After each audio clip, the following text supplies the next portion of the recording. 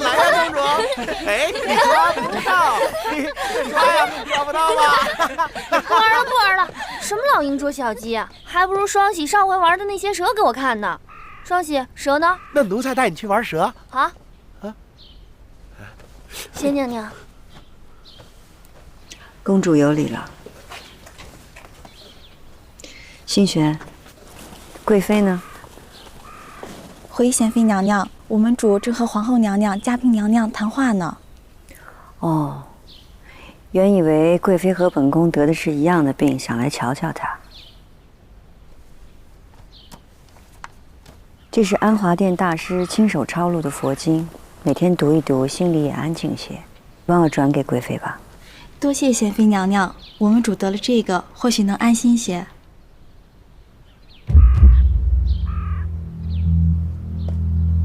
双喜会玩蛇，奴婢回去让三宝查一查。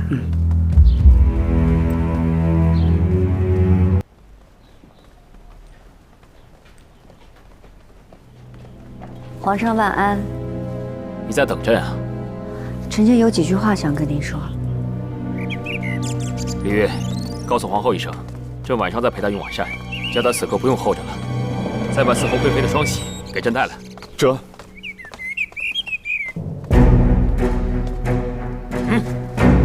双喜，皇上要传你。我怎么了？皇上传奴才做什么呀？来人，给我带走！哎，奴才什么事都没有。皇上抓奴才干什么呀？奴才什么事都没做呀！皇上。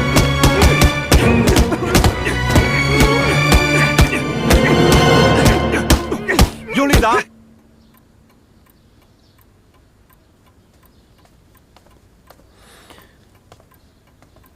皇上，双喜已经招了，冷宫毒蛇的事儿是他做的，也是贵妃收买马汉子，在贤妃饭菜里做的手脚。砒霜的事，他们吐口没有？这个还没有。玉虎，你去慎刑司亲自盯着双喜，务必问个清清楚楚，不能有一丝遗漏。是。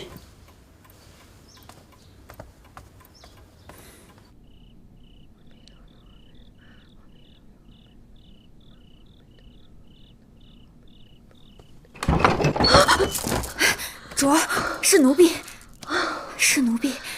怎么了？双喜被进宝公公带走了，一直都没有回来。奴婢让人去问，只说双喜偷了东西。双喜被带走了？双喜知道咱们的事情不少呢，再不行，让高大人想想法子，务必得把双喜救出来。他们凭什么带走双喜？皇上还没回来吗？皇上已经回来了，正在长春宫。那本宫就去求皇上，让他放了双喜。主儿，外头天黑了，那阿热又要来了。那本宫先不去了，明天再去吧。贵妃真的病得这般重？心病总不比身上的病总是难好一些。朕不信鬼神之说，多半是有人心虚，自己吓自己。朕只想知道，同样是闹鬼，为何贤妃几日就没事了，贵妃却缠绵病榻？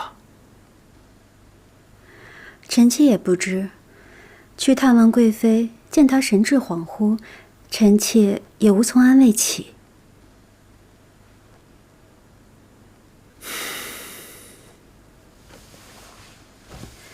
皇上还请宽心，贵妃会好起来的。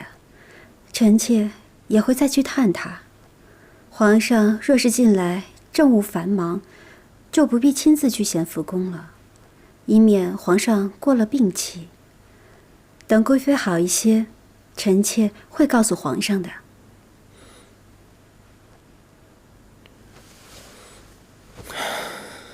下个月啊，各部就会来朝了。后宫的事情多，你就不必去看贵妃了，让她自己好好养病。是。到时候御史一族也会来朝。嘉嫔为朕生下登基后的第一子，功勋显著，朕打算晋她为妃尉。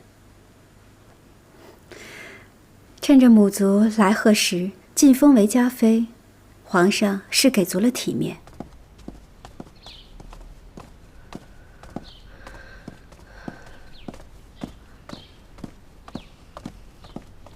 哟，贵妃娘娘，您怎么过来了？快去通传，本宫要见皇上。贵妃娘娘，您若是为了双喜的事儿过来，那请您先回去吧。双喜的事儿，怕是您求也不中用啊。双喜到底偷了什么要紧的东西？连本宫的话都不中用了吗？回娘娘话，双喜顺走了一块先帝用过的玉佩，昨儿进宝绑了他过来，还没怎么打呢，他就什么都着了。什么玉佩？怎么本宫不知道？贵妃娘娘病着，自然什么都不用知道，免得伤身呐。皇上还说了，一切与您不相干，您且回去歇着吧。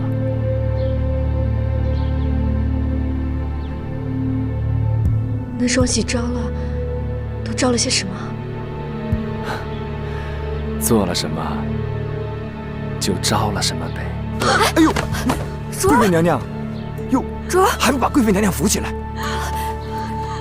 皇上，臣妾错了，臣妾知错了。皇上，臣妾错了，皇上，臣妾错了，皇上，臣妾知错了。皇上，臣妾错了，你饶了臣妾，你饶了臣妾。哟，贵妃娘娘，主儿，传太医，主儿，贵妃娘娘。主儿，你快醒醒啊！主儿，贵妃娘娘玉体不安，往后谁敢纵着贵妃娘娘出咸福宫，皇上饶不了你们。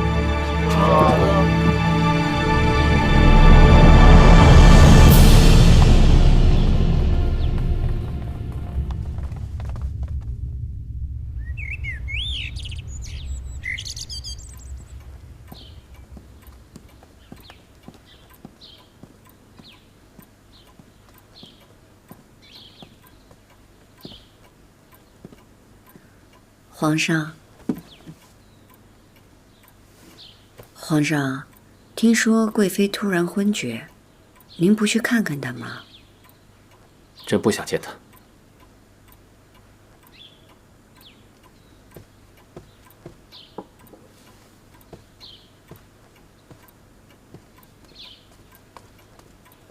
是清炉莲子羹啊。莲子清火，皇上现在的心情，喝点莲子最合适了。该吐的，双喜也都吐了。这是供词，你看看。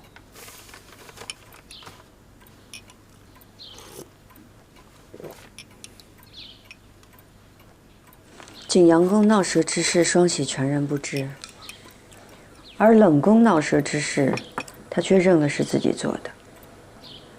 皇上，您不觉得奇怪吗？他犯了这么多的错，为何就这一件不认？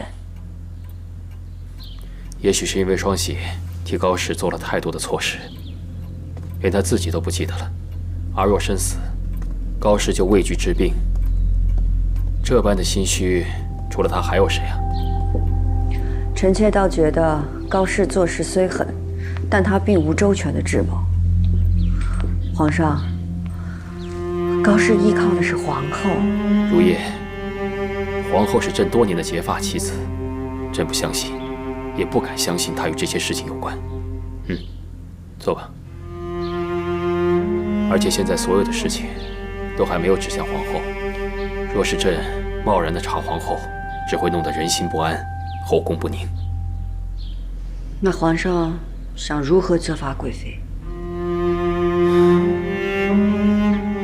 朕原本以为高氏只是爱任性、爱撒娇，没想到背后却做出这样的事情，叫朕好生失望。朕会将她囚禁在咸福宫，自生自灭。但高氏的阿玛高斌并无大错，而且又是朕在朝堂之上的可用之人，朕不能因为高氏的过失而迁怒他的阿玛，所以对着外头，朕不会对他有任何的惩罚。他还是朕唯一的贵妃。皇上这样责罚高氏，难平臣妾蒙冤之恨。如意啊，高氏病魔缠身，生不如死，这往后不会再让太医医治她了。哦，对了，玉嫔就要出月子了，明日朕叫人把永琪交由你抚养。臣妾多谢皇上。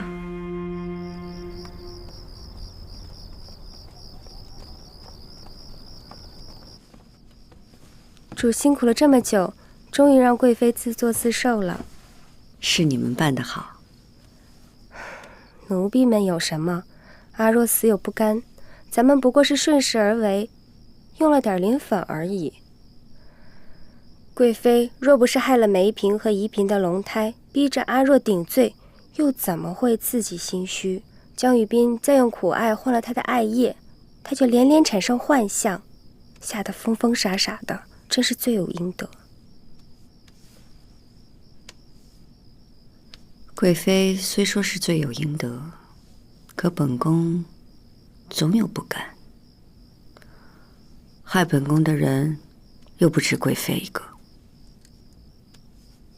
主不急，皇上眼下不想动皇后娘娘，但总有彻底真相大白的一日。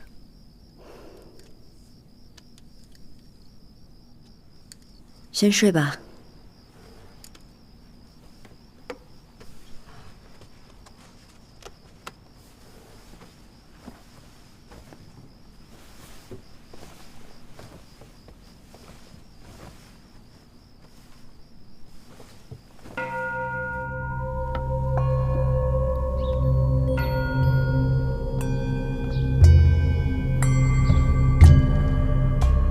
今世范秉柔家，姓承谦慎，兹养成皇太后慈玉，册封为嘉妃。臣妾谢皇上，谢皇太后隆恩，万岁万岁万万岁。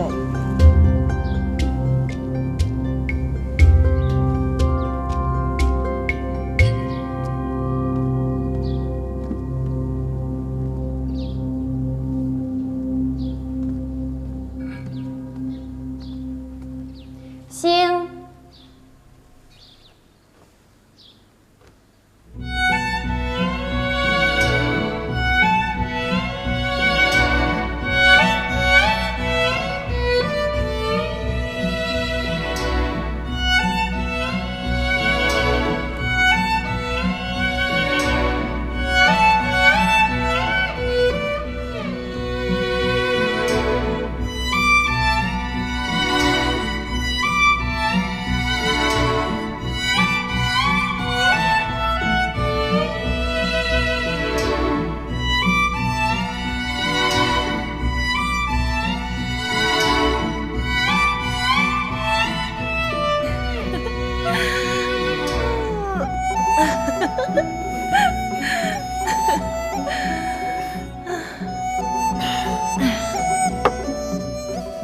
新封了嘉妃，高不高兴啊？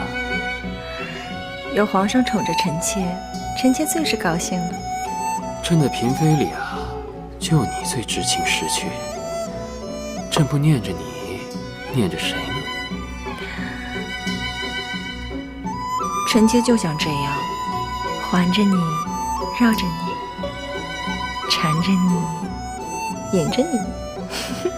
都生了皇子了，还如此这般俏皮啊！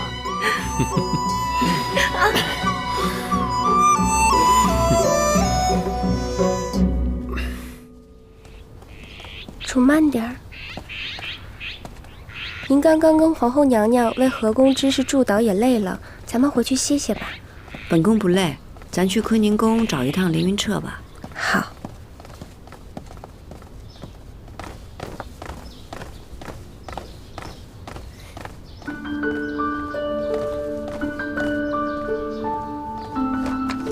微臣请贤妃娘娘安。您侍卫请留步。娘娘，您有何吩咐？你托本宫的事儿已经办妥了，虽然魏燕婉还是在花房当差，但他只需要往歌宫送送花，不用再辛苦的侍弄北旨了。多谢娘娘恩典。看你笑成这样，魏燕婉回心转意，这么高兴啊？哎呀，这燕婉当时离弃之事也是身不由己，我不想怪她，让她难过。你既然这么喜欢他，再过几年，本宫就去求皇上给你们俩指婚，夫妻一心同心向上，必能挣个好前程。多谢娘娘恩典。这是江雨冰新调制的玉露膏，淡斑去纹，你试试。姐姐，不管用的，上好的药都擦了许多，斑纹是淡了点，但要完全消除，怕是千难万难。若是皇上见了，定会害怕吧。所以你要试试江雨冰新调的玉露膏嘛。你生产之后一直没有事情，怕是也快了。嘉妃也生了孩子，怎么她的身形却宛如少女一般呢？是啊，这每个女人生完真的都不一样。我不知道还能不能生，如果能生的话，也不知道生完会是什么样子。姐姐，你肯定能生，生完了之后，一定比现在更像少女。借你吉言，那我就多生几个。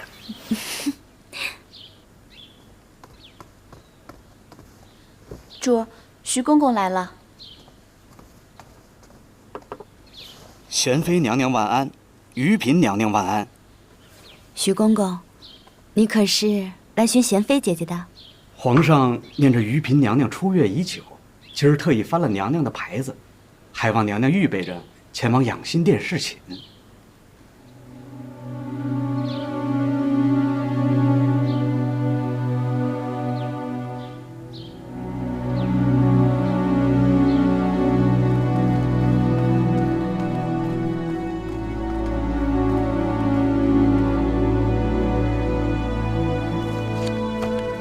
来啦！哎呀，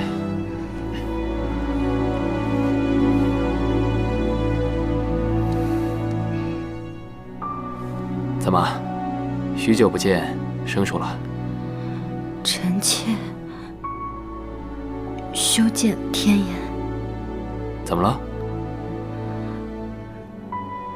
臣妾身上身上怎么了？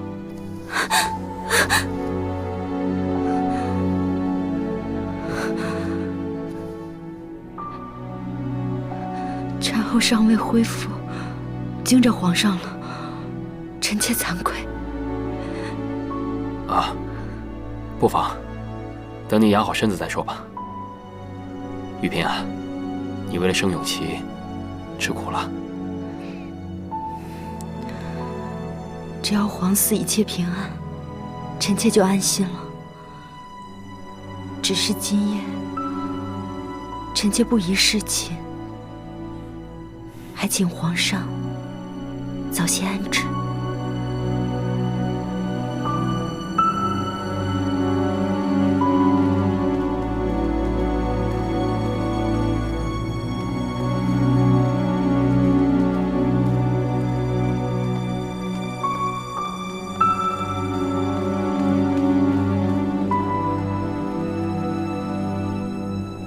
昨日看皇上的眼神，我就知道，我往后也不用侍寝了，免得皇上嫌弃。海兰，你也别这么说，先让江雨冰调养着，兴许过几年就能好了。再说咱们还有永琪呢，他养得这么好。姐姐你放心，我没事的。如今只要姐姐和永琪安好，别的我都不在乎。你能这么想便好，咱们三个在一块儿，往后的日子总会好起来的，你说呢？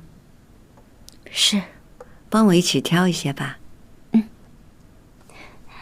你看，这个很雅致。嗯，这个额娘会喜欢。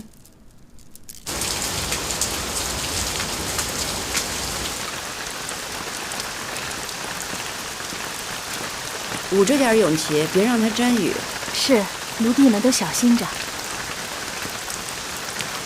快到长春宫了，你回去吧，别人看见不好。我还是把你送到地儿吧。再说，我这是护送着皇后娘娘的花。你光顾着我和花了，自己见到淋湿了都不知道。完事儿。初儿，那是林侍卫吧？嗯。身边那位是？应该是魏样婉吧？啊，似乎是。哎，贤妃娘娘。哎，没事的，跟我去请安吧。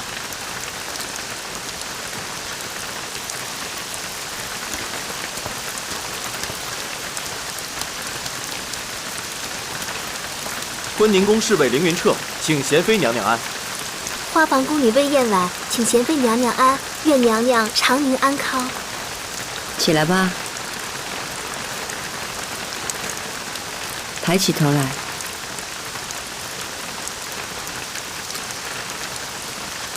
真的很美。贤妃娘娘夸赞，奴婢不敢领受。初儿，这燕婉姑娘的眉宇之间，有那么一些些像你呢。奴婢卑微，不敢与贤妃娘娘相较。起来吧，起来吧。谢贤妃娘娘。你手上拿的这个花是洛阳的名种瑶皇，要送去哪儿？奴婢奉命去长春宫，只是奴婢从未去过皇后娘娘宫里，怕错了规矩。皇后娘娘正位中宫，用瑶皇装点是最合适不过的了。正好我带永琪要去长春宫请安，你随我一起吧。谢贤妃娘娘。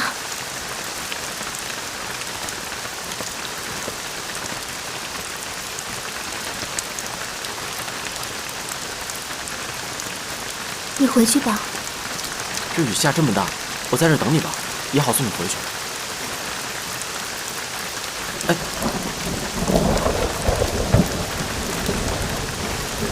这贵妃的病情好转一些了吗？贤妃娘娘来了，你去瞧过她了吗？臣妾最近也没到处宫去看她。哟，这不是五阿哥吗？臣妾给皇后娘娘请安。五阿哥请皇后娘娘安，请嘉娘娘安。快抱过来给本宫瞧瞧。这永琪长得白胖可爱，看来贤妃是养得极好的。这五阿哥虽说不是贤妃亲生的，可贤妃却心疼得紧呢。永琪健壮是因为在余嫔腹中养得好，还有皇上和皇后娘娘的庇佑。贤妃，坐吧。苏烈，带着永琪和嬷嬷到旁边歇着。是。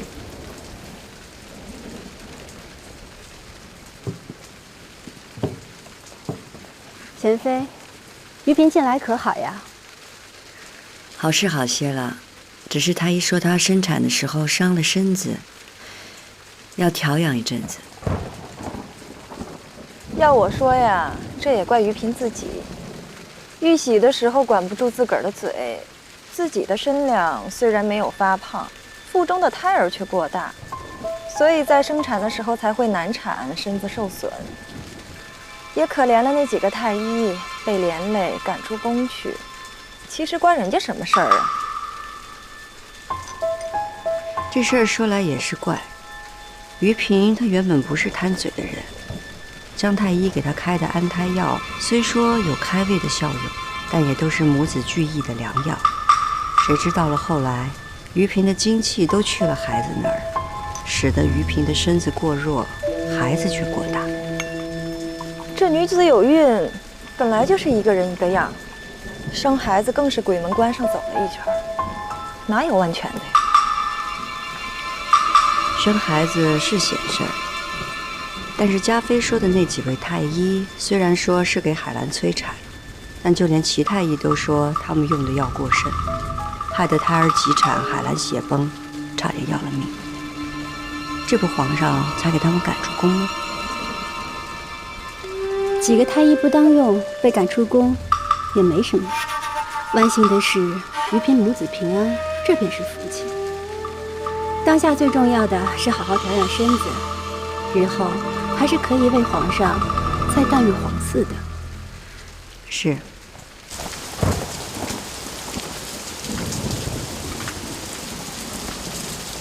你是送花来的？是。之前怎么没见过你啊？奴婢也是头回来长春宫送花，知道皇后娘娘喜欢牡丹，这是花房新培育的名种牡丹瑶皇，所以给皇后娘娘送来了。皇后娘娘喜欢牡丹，跟我来吧。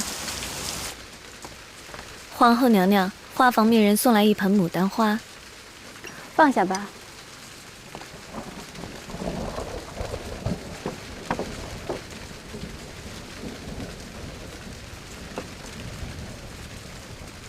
这瑶皇素有绝品万花王之称，北地天寒，能在这个时节下种出瑶皇，也算是难得了。是。贤妃，这衣服上绣的淡黄花朵，看着倒像是这瑶皇牡丹呢。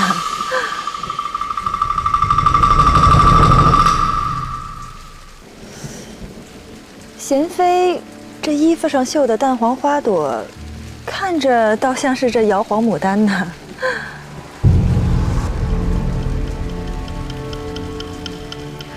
这衣裳是内务府昨日送过来的，我看着颜色别致，便穿上了，并没留意是否是瑶皇牡丹的图案。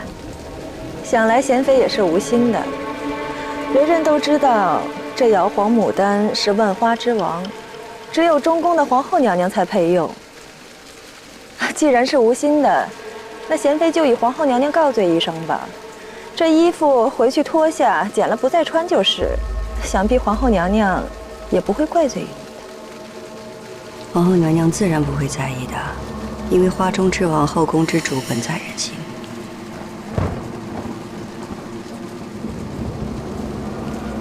皇后娘娘，臣妾回到宫中，会将衣服脱下送到皇后娘娘宫中，但凭皇后娘娘处置。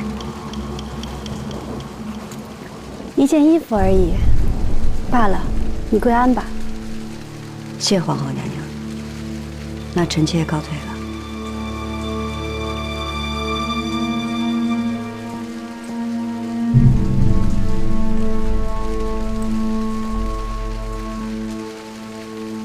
来人，把那盆花端下去，本宫不想看见。这种喧宾夺主的东西，就不应该养在皇后娘娘宫里。这个贤妃，何时忘记过自己被封为嫡福晋之事？什么东西？你眼睛瞎了吗？让你走路不长眼睛！公公饶命啊！是奴婢不当心，惹怒了娘娘，奴婢再也不敢了。哪来的蠢丫头，笨手笨脚的，连盆花都翻不完。嘉妃娘娘别生气，赵姨太把这个丫头拉出去，重重的掌嘴。好。娘娘饶命啊！皇后娘娘，皇后娘娘饶命啊！皇后娘娘，奴婢头一回跟贤妃娘娘过来，不懂规矩，无意冒犯皇后娘娘啊！慢着，你说你跟谁过来的？是贤妃娘娘。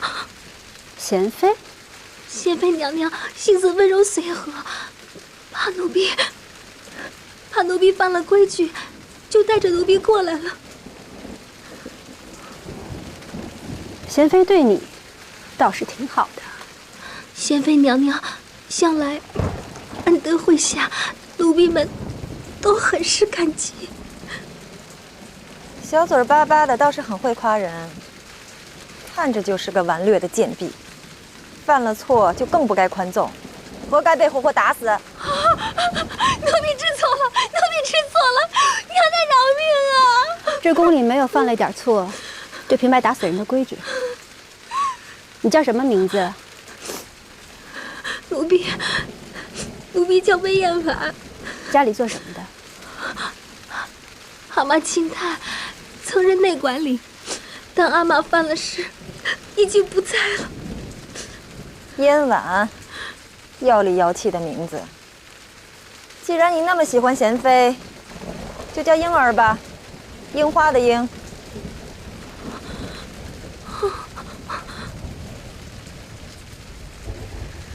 你给她改了名字，难道还想做她的主子不成？是，这丫头不懂规矩，满口胡说。臣妾定会好好调教她，不叫皇后娘娘生气。也好，那就把她交给你了。是。奴婢谢恩。起来，跟我走吧。是。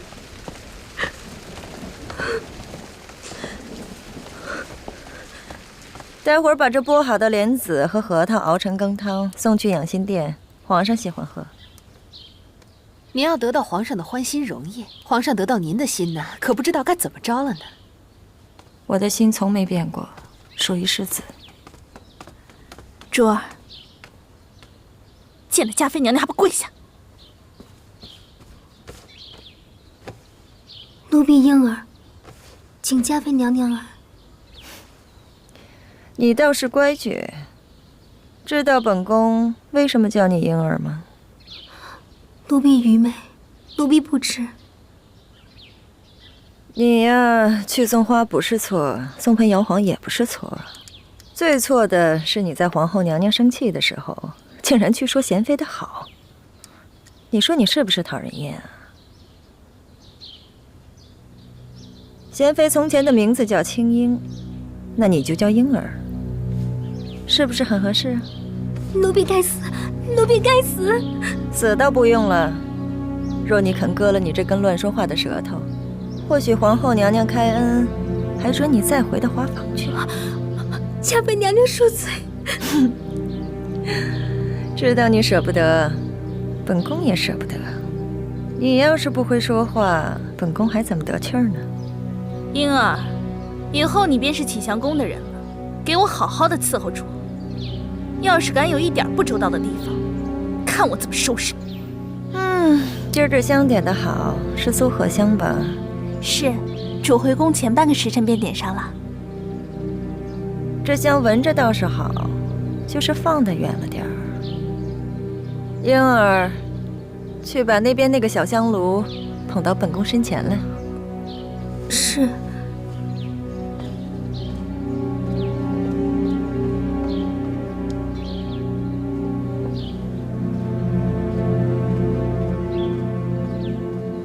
谁叫你放下的？跪下。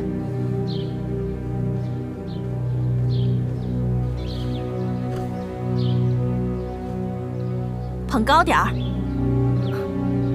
是。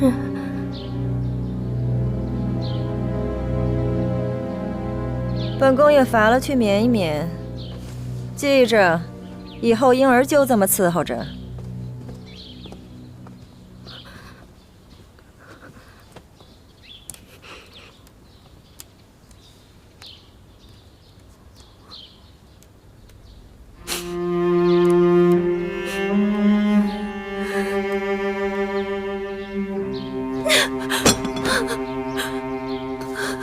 你个贱婢，谁让你倒这的？谁让你放下的？快点！你还敢哭？赶紧给我举起来！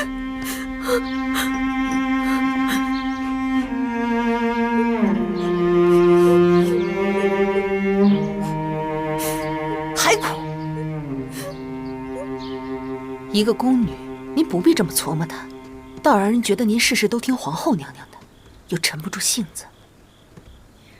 牙尖嘴利，沉不住性子，又依附皇后。宫里的人不是向来都这么看我的吗？若是连你也这样看，那倒也是好事。皇后娘娘膝下无子，贵妃又病了，咱们不必事事都看他们的脸色。皇后再没嫡子也是皇后，只要皇上看重，便也是份依靠。那丫头被皇后迁怒，皇后不好发作，借我的手罢了。我多折磨她一分，皇后便以为我多厌恶娴妃一分，便也多依附皇后一分罢了。贵妃病了，阿若死了，皇后对您还是很信任的。做小伏低这么多年，她自然信我要比旁人多些。姐姐妹妹的称呼着，笑脸相迎。心里头有多污秽，只有他们自己知道。左右在这个宫里，除了你，我谁都不信，谁都不靠。主说的是，咱们熬了这么些年，如今大阿哥没了亲娘，没了有家室的岳家，二阿哥福宝走了，三阿哥呢又不招皇上喜欢，这怎么轮也该轮到咱们四阿哥了？而且，皇上还一直那么宠爱你。也不枉咱们费了这么多年的心思。可若不是要嫁来这大清，我便一定会嫁与世子。主心里总是念着世子。虽说世子没有皇上那样清俊的面容，可他笑起来那样温柔。那年入王府拜见王爷王妃，第一次见到世子时，我便被他的笑容打动了。我从没看过那么好看的笑容，就连父亲都暗示我，世子对我有好感。主出身高贵，又与世子两个人心意相通，那时候主真若嫁给世子，确实是让人憧憬的良缘。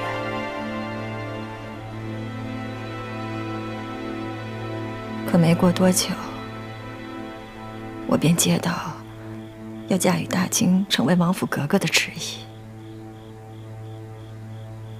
更没想到，那旨意世子也同意。我疯了一样跑到他的面前，我很想问问他为什么。难道一切都是我自作多情吗？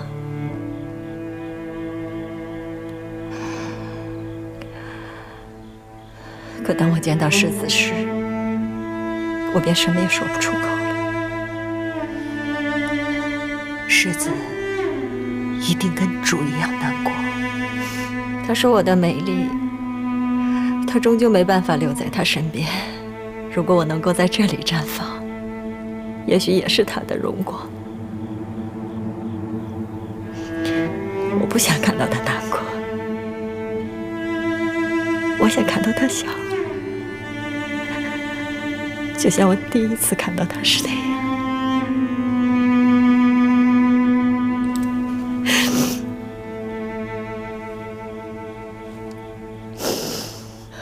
我把他的话牢牢地记在心里，带到了这里。这是临行时世子送我的平安手串。每当我看到这个手串，就好像是他陪我在这遥远的深沟一样。主的心志，奴婢都明白。奴婢会尽力辅佐主。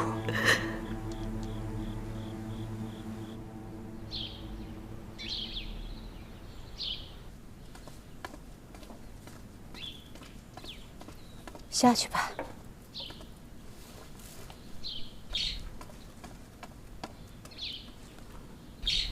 太后，您让德清大人调查的纳尔布之死已经有消息了，的确是高斌大人派人暗害。高斌这是作死啊！太后，可要告诉皇上和贤妃。皇帝也未必真想知道，不然会继续派人查。至于贤妃嘛，若是知道杀父之仇必定会闹起来，那皇帝要的前朝安宁，怕也难了。那就是先不说了。哀家知道了，往后总有用处。永璋也开始去上书房了，我一个人在宫里头，心里老是空落落的。幸好有妹妹陪我说说话。姐姐甭跟我客气，反正我一个人也闷得慌，得空了常来坐坐。哎，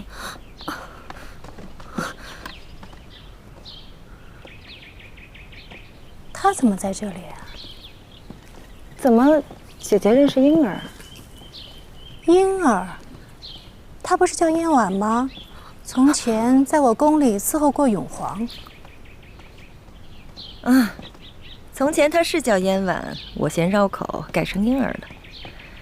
他从前是花房的宫女，得罪了皇后娘娘，来我这受调教的。那我就要提醒妹妹了，这个丫头很不安分，要是皇上来了，可千万别让她在前头。怎么了，姐姐？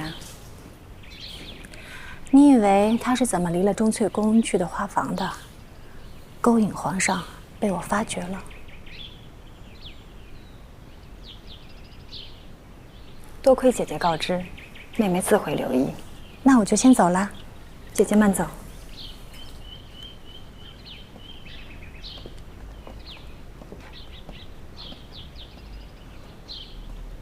真叔，主儿，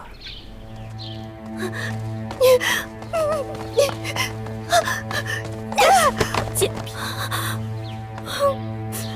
以后启祥宫上下谁都可以调教婴儿，只是不许伤了脸，不许给他好衣服穿，不许好吃好喝，更不许皇上见了他。听懂了吗？是。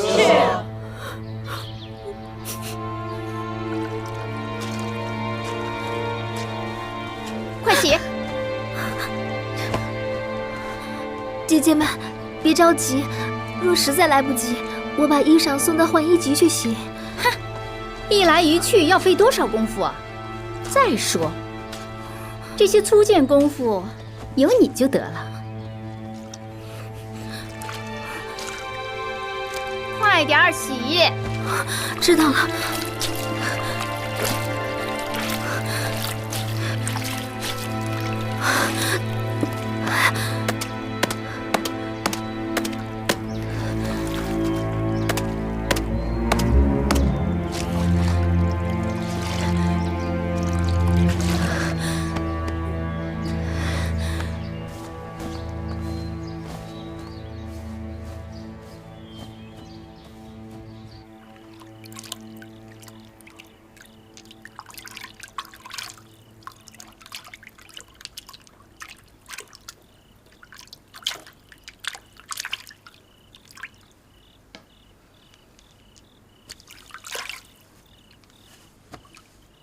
本宫的祖美吗？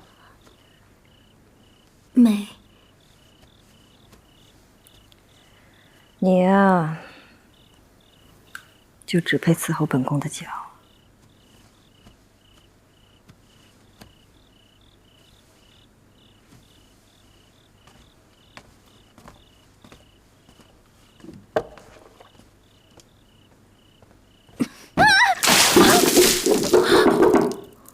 举着蜡烛，今晚守夜。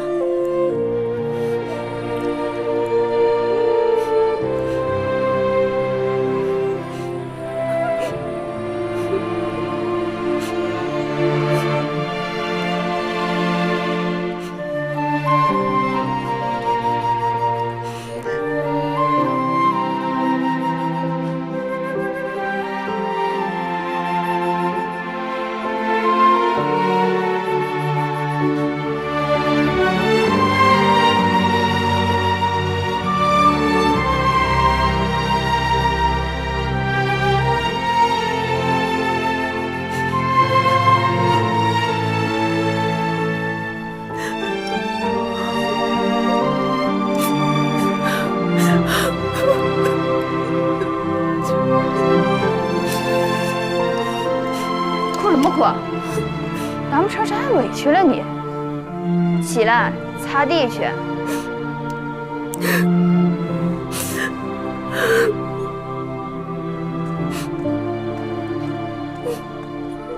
呸！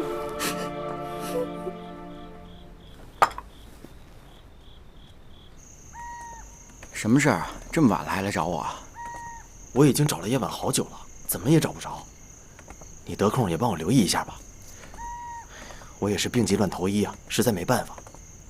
这事儿干嘛不去求求贤妃娘娘？哎呦，这种事儿我开不了口啊。行，那我帮你留意着。可这么大紫禁城，想要找个宫女，那也实在是大海捞针了。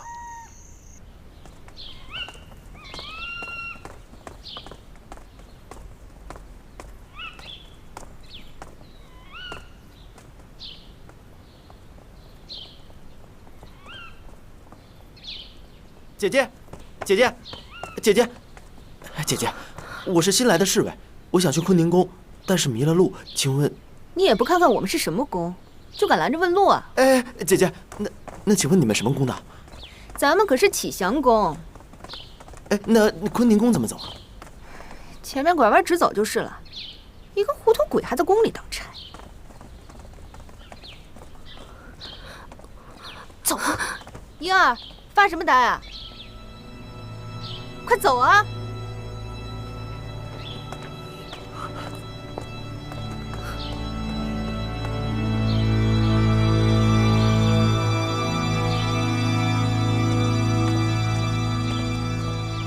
索性姑娘，今日你当值啊？啊，是。我来替属敬神。哎，姑娘请留步。能否听我说几句啊？你说启祥宫叫他什么？林侍卫说叫婴儿。婴儿？他什么时候去的启祥宫？就是那日他抱着牡丹去长春宫，听说是失手砸了花盆，皇后娘娘一怒之下就把他打发到了启祥宫，让嘉妃调教。改了名字还爱欺负他，倒像是冲着我来的。是。婴儿的婴正是主的闺名婴字。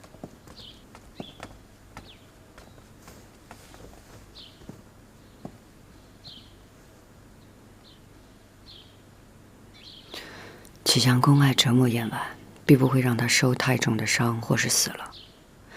你且让凌云彻先等一等，等咱们找到机会，就把她从启祥宫救出来。主儿，端午节快到了，余主做了好多老虎药包和五毒香囊，来给五阿哥辟邪呢。端午节到的时候，就给永琪带上，让海兰也瞧瞧。是。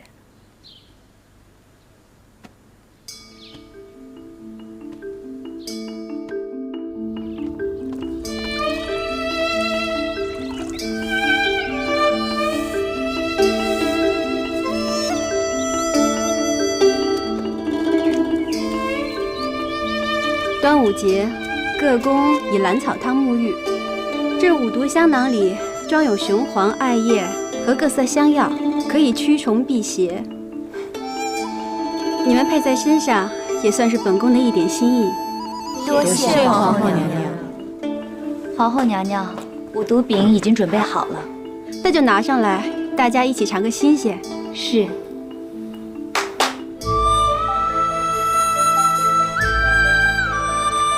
赵姨太，你拿一份五毒饼送去养心殿。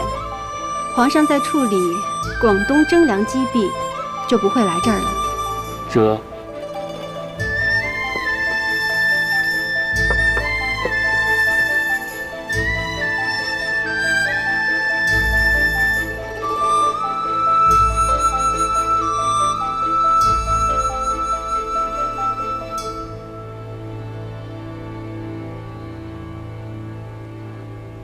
婴儿，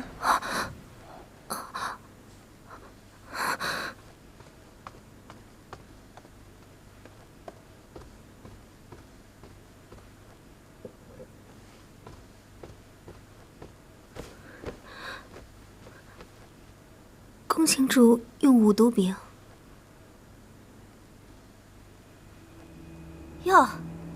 是什么规矩，咱们却不知道。什么规矩不规矩的？奴才嘛，生来就是伺候人的。贤妃，你说是不是？嘉妃娘娘，宫女们都是八旗出身，皇上一向宽厚待下，若是被他知道了，可不好。莺儿，你跟大家说说，到底是本宫逼你的，还是你自愿的呀？婴儿是奴婢，生来就是伺候主子的。你这张樱桃口，打起话来倒是挺利落的。我记得这丫头是花房里的，名字叫魏燕婉，怎么到了妹妹这儿，连名字都改了？我不过是喜欢她樱桃红一样的唇色，才随便起的名字叫莺儿罢了，可不是因为姐姐曾经的闺名叫做青樱啊。既然这丫头的名字跟我有几分缘分，不如跟妹妹求个人情，让她跟了我去，可好？那可不行。且不说妹妹暂时离不开这个丫头，便是给了姐姐，若是皇上去了翊坤宫，看花了眼，拉错了人，那可如何是好啊？行啦，不过是个宫女罢了。贤妃若是喜欢，本宫让内务府再挑个好的给你，何必多碍于嘉妃呢？是。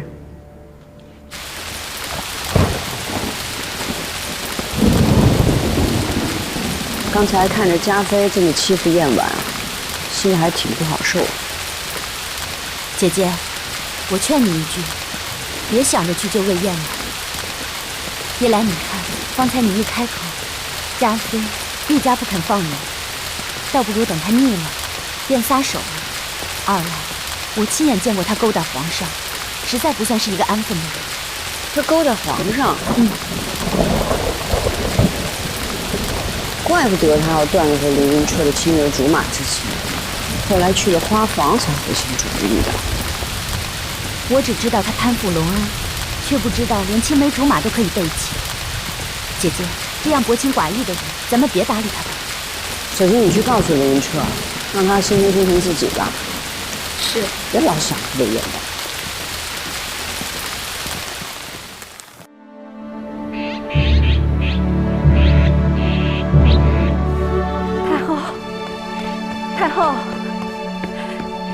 太后大喜，纯主平安生下了6阿哥，皇上赐名永荣。也难怪皇上高兴，纯妃多子，福泽深厚。多子多福。当年把纯妃赐入前邸，就是看她的身段好生养。还是先帝和皇额娘慧眼识人。皇后啊，你也去钟粹宫看看吧，好好嘉许纯妃。是。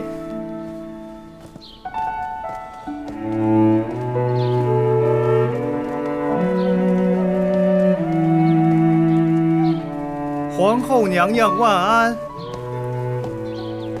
纯妃呢？回皇后娘娘，皇上在里头陪着我们主呢。本宫去瞧瞧，不必同传了。这，您看她的眉眼长得多像您啊！是啊，眉眼像朕，不过这面庞生得像你。好啊，一看这端正方圆的，是个有福气的孩子，好好养着，朕会常来看的。臣妾谢过皇上，臣妾一定会为皇上养好永璋和永荣的。好，皇上您看他笑了。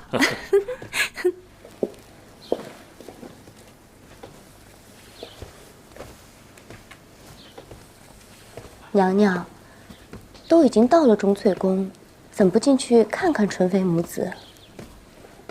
本宫看着皇上陪纯妃的样子，就好像回到本宫生影莲的时候。他们才是真正的一家子天伦之乐。本宫走进去，只会觉得突兀。话不是这么说，纯妃就是有再多的阿哥，那也是庶子，你有什么可羡慕的？娘娘，您的坐胎药。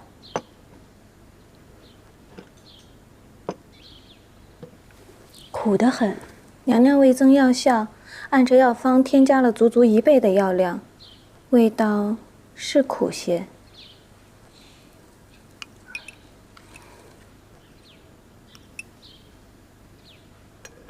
这是长白山最好的人参，夫人特意寻来的。上回送来的阿胶和鹿茸都已经吃得差不多了。皇上常来，可本宫就是没有动静。本宫也是担心自己年过30，不宜有孕，所以才加大了药量。还是纯妃有福气，一下子就又有了阿哥。娘娘别急，这些年咱们这么补着，一定会有动静的。可是都这么久了，怎么能不急呢？永皇已成婚，这指不定什么时候就会生下皇长孙。可本宫的嫡子还没出生，额娘每次进宫都催，本宫也是心急如焚啊。长子年长，幸好不得宠，娶的福晋也是小门小户的。永皇曾养在贤妃膝下，被她怂恿争宠，才有了夺嫡之心。永皇的生母难产而亡，当年倒是没有什么流言，可这些年渐渐却有了一些揣测，以为是本宫容不下她。这话要是传到永皇耳朵里，他会不会信以为真？永皇要是成了太子，本宫怎么能安心？就是因为大阿哥长大了，才有那野心之人借着哲妃之婚做文章，想要争太子之位。奴婢真是替您不平，明明没影的事儿，怎么都赖上咱们？哲妃生女难产，一尸两命，还让人疑了是本宫做的。娘娘，娘娘，您流鼻血了，快传太医！赵姨太，快传太医去！这，娘娘，娘娘你没事吧？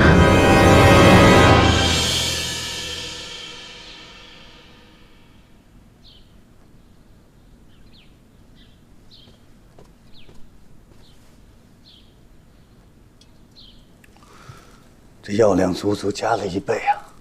是皇后娘娘吩咐的。娘娘，您这是太心急了。齐太医，本宫的身体到底如何呀？娘娘凤体本无大碍，微臣给您开了坐胎催孕的药，那都是最适合您体质的，您可不能加倍服用。您是否私下又服用了大量温热的补品呀？娘娘是心急了一些，大量的服用了阿胶、人参和鹿茸，这都是大补的好东西啊。那会适得其反的。娘娘，您一心求子，微臣给您开了坐胎催孕的补药，那都是最适合娘娘体质的。您若是任性进补，会导致气血上扬、体热流血。要是伤了元气吐血，那就再难补救了。齐太医，你说句实话，本宫已经年过30，到底还能不能有孩子了？娘娘，年龄不是最主要的，这一点您大可放宽心。您就记住一点，忧思才是最伤身的。只要您放宽心调养，那怎么能没有身孕呢？一定会有的。那本宫就托付给太医您了。是。你们先都退下吧。是。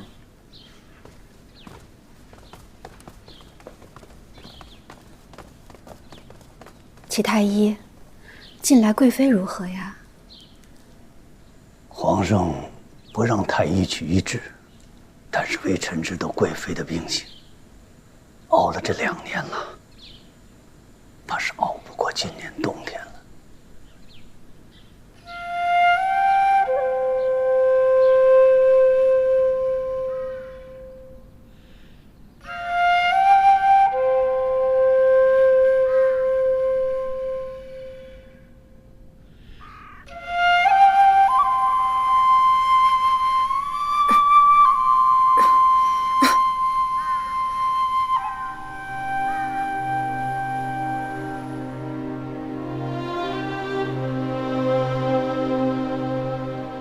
了些，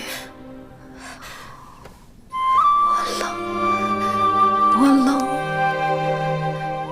今岁雪大天寒，是难熬了些。奴婢再给您灌个汤婆子捂着。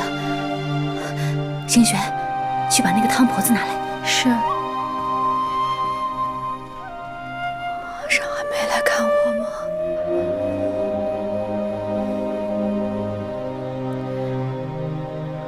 皇上政务繁忙，得空会来瞧您的。啊！皇上，你把我给忘了。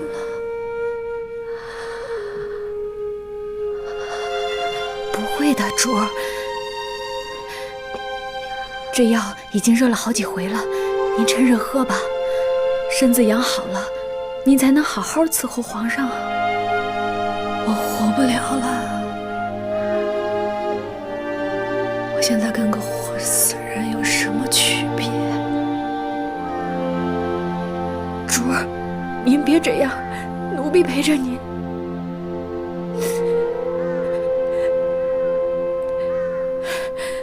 没事的啊。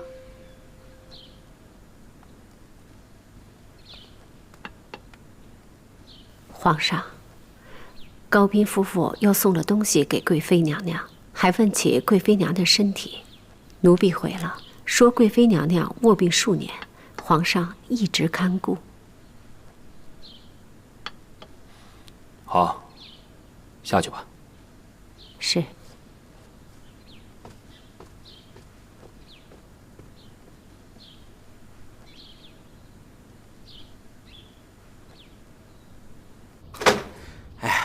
兄弟，你这都高升了，还来冷宫看我，真够义气啊！行了啊，兄弟一场，少跟我客气。来，来喝点儿。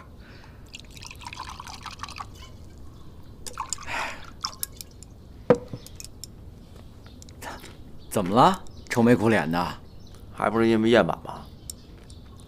他进了喜阳宫之后，连个面儿见不着。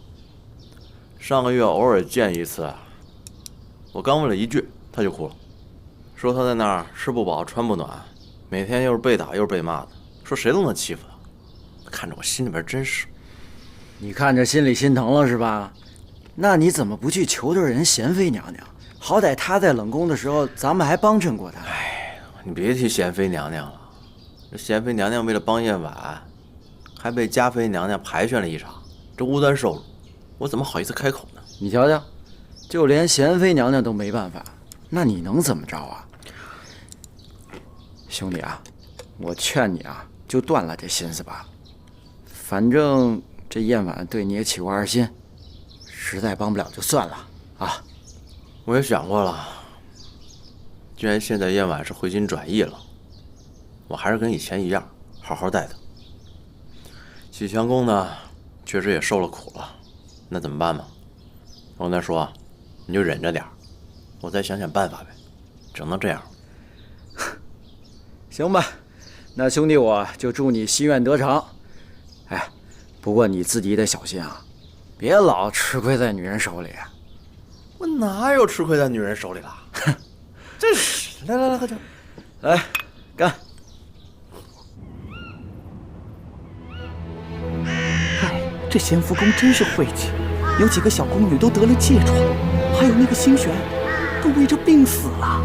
星璇可是贵妃的陪嫁。对呀，还不是死了都没人理，草席一锅都送出去了。得了疥疮，用过的东西都是不干净的啊！把那些宫女住过肚子都锁起来，里面的物件谁也不许动。都挪完了吗？东西都挪出去了。赶紧的，锁门，走人。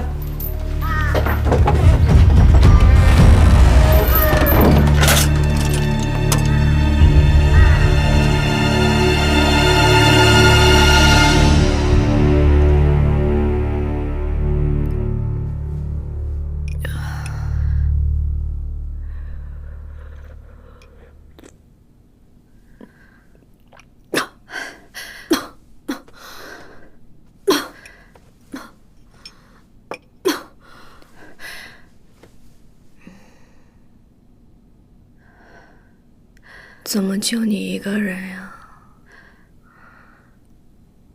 星璇呢？星璇染了疥疮，已经死了。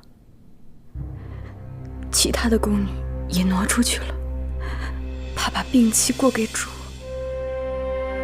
星璇死了，星璇也死了。